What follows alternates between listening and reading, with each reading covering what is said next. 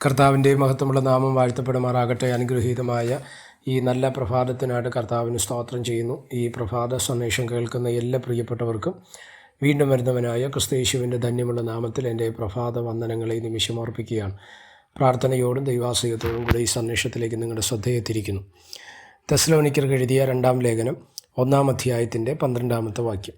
നമ്മുടെ ദൈവം നിങ്ങളെ തൻ്റെ വിളിക്ക് യോഗ്യരായി എണ്ണി സദ്ഗുണത്തിലുള്ള സകല താല്പര്യവും വിശ്വാസത്തിൻ്റെ പ്രവൃത്തിയും ശക്തിയോടെ പൂർണ്ണമാക്കി തരയണം എന്ന് നിങ്ങൾക്ക് വേണ്ടി എപ്പോഴും പ്രാർത്ഥിക്കുന്നു. ഈ വാക്യങ്ങൾക്കായിട്ട് ദൈവത്തിന് സ്തോത്രം ചെയ്യുന്നു. തെസ്സലോനിക്ക സഭയ്ക്ക് എഴുതുന്ന 2-ാമത്തെ ലേഖനമാണ് നമ്മൾ ഇന്ന് പ്രഭാത ചിന്തയ്ക്കായിട്ട് വായിപ്പാൻ തക്കവണ്ണം ഇടവരുന്നത്. അപ്പോസ്തലനായ പൗലോസ് അവരോട് പറയുന്ന ഭാഗം നിങ്ങൾ ശ്രദ്ധിച്ചേ. നമ്മുടെ ദൈവം നിങ്ങളെ തൻ്റെ വിളിക്ക് യോഗ്യരായി എണ്ണി. അപ്പം പ്രൈസിൽ നമ്മളെ വിളിക്കുന്നതിന് പിറകിൽ നമ്മളെ യോഗ്യരാക്കിയ ഒരു ദൈവപ്രവൃത്തിയുണ്ട് അല്ലേ. അവിടെയാണ് നമ്മൾ ഈ കാര്യം മനസ്സിലാക്കേണ്ടത്. നമ്മളൊക്കെ പലപ്പോഴും ചിന്തിക്കും ഇതൊരു അബദ്ധമായിരിക്കാം, ഇല്ലെങ്കിൽ ഇതിനകത്ത് വന്നുപോയല്ലോ, ഇല്ലെങ്കിൽ വിശ്വാസത്തിൽ വന്നുപോയല്ലോ, സ്നാനപ്പെട്ടു പോയല്ലോ, ചർച്ചയിൽ വന്നുപോയല്ലോ എന്നൊക്കെ പറയുന്ന അനേക പെന്തിക്കോസ്തുകാരെ നമുക്ക് കാണുവാൻ തക്കവണ്ണം കഴിയും. ദൈവമക്കളായിരിക്കെ തന്നെ അതിൽ വിശ്വാസ ജീവിതത്തിൽ തൃപ്തരല്ലാതിരിക്കുന്ന വ്യക്തികളുണ്ട്. ഇപ്പം ഉദാഹരണം പറഞ്ഞു കഴിഞ്ഞാൽ വിശ്വാസികളുടെ ഇടയിൽ നിന്ന് മാത്രമല്ല, പാസ്റ്റർമാരുടെ ഇടയിൽ പോലും അങ്ങനെ ഉണ്ട് അല്ലേ. കാര്യം അവർ ശുശ്രൂഷയിൽ നിൽക്കുന്നവരാണെങ്കിൽ പോലും അയ്യോ ഇതിനകത്ത് വന്നു പോയത് അബദ്ധമായി പോയോ, ഇല്ലെങ്കിൽ വലിയ പ്രതിസന്ധി, ഇല്ലെങ്കിൽ ഇന്നത്തെ ഈ രീതിയൊക്കെയാണ് അറിഞ്ഞിരുന്നെങ്കിൽ ഞങ്ങൾ ഇതിനകത്ത് വരത്തില്ലായിരുന്നൊക്കെ ചിന്തിക്കുന്ന അനേകർ നമ്മുടെ ഇടയിൽ ഉണ്ടെന്നുള്ള കാര്യം മറക്കരുത്. പക്ഷേ നമ്മൾ ശ്രദ്ധിക്കേണ്ട ഏറ്റവും പ്രധാനപ്പെട്ട ഒരു കാര്യമാണ് ഇവിടെ വായിച്ചത്.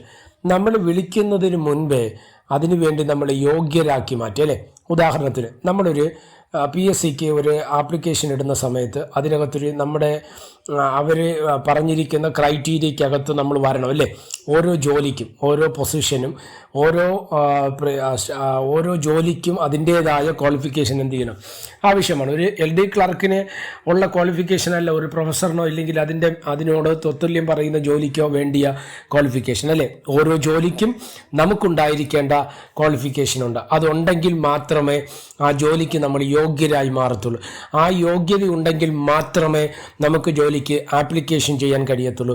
ഇനി ആപ്ലിക്കേഷൻ ചെയ്ത് പരീക്ഷ എഴുതി ആ പരീക്ഷയിൽ അവർ പറയുന്ന അല്ലെങ്കിൽ സർക്കാർ പറയുന്ന ആ മാർക്കിനകത്ത് നമ്മൾ വന്നെങ്കിലേ നല്ല സ്തോത്രം നമുക്ക് ലിസ്റ്റിൽ വരാൻ കഴിയത്തുള്ളൂ. ഇനി ലിസ്റ്റിൽ വന്നതുകൊണ്ട് മാത്രം കാര്യമുണ്ട് ഇല്ല.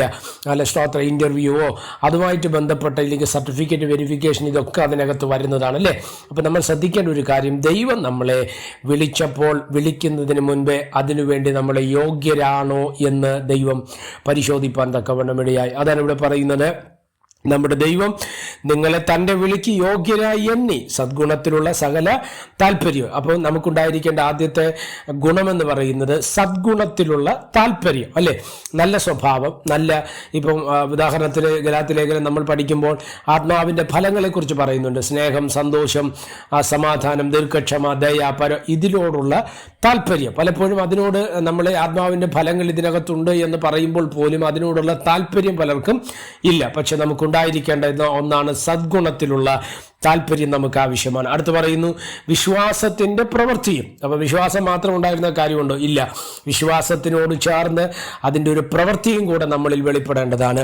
അപ്പോൾ വിശ്വാസത്തിൻ്റെ പ്രവൃത്തിയും ശക്തിയോടെ പൂർണ്ണമാക്കി തരണം. അപ്പോൾ സദ്ഗുണത്തിലുള്ള താല്പര്യം, വിശ്വാസത്തിൻ്റെ പ്രവൃത്തിയും അത് ശക്തിയോടെ നമ്മളിൽ പൂർണ്ണമാക്കി തരണം എന്ന് പൗലോസ് ആർക്ക് വേണ്ടി പ്രാർത്ഥിക്കുകയാണ്?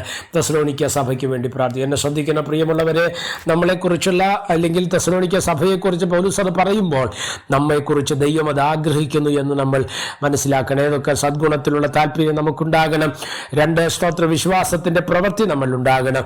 അത് എങ്ങനെ ഏതെങ്കിലും രീതിയിൽ ഒരു മീഡിയം ലെവലിൽ ഇല്ലെങ്കിൽ ഒരു ബാറ്ററി ഡൗൺ ലെവലിൽ നിൽക്കുവാനല്ല നമ്മൾ വചനം പറയുന്നത്. പകരം അത് ശക്തിയോടെ നമ്മളിൽ പ്രവർത്തിക്കണം. ശക്തിയോടെ അത് നമ്മുടെ ക്രിസ്തീയ ജീവിതത്തെ പൂർണ്ണമാക്കണം. അതിനുവേണ്ടിയാണ് കർത്താവ് നമ്മളെക്കുറിച്ച് ആഗ്രഹിക്കുന്നത്.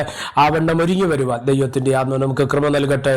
പ്രാർത്ഥിക്കാം. പരിശുദ്ധനായ ദൈവമേ, സ്വർഗീയ നല്ല പിതാവേ, സന്ദേശത്തിനായിട്ട് സ്തോത്രം ചെയ്യുന്നു. ഈ സന്ദേശം കേൾക്കുന്ന എല്ലാ പ്രിയപ്പെട്ടവരെ തൃക്കരങ്ങൾ തരികയാണ്. അവിടെ നിന്ന് ചെറുകടിയും മറയ്ക്കുകയും സഹായിക്കുകയും അനുഗ്രഹിക്കുകയും ചെയ്യേണ്ടതിനായി പ്രാർത്ഥിക്കുന്നു. സമസ്തവും ഏൽപ്പിക്കുന്ന മഹത്വം അങ്ങേക്ക് യേശു കർത്താവിൻ്റെ നാമത്തിൽ തന്നെ. ആമേൻ. എല്ലാവരെയും ദൈവം അനുഗ്രഹിക്കട്ടെ. God bless you.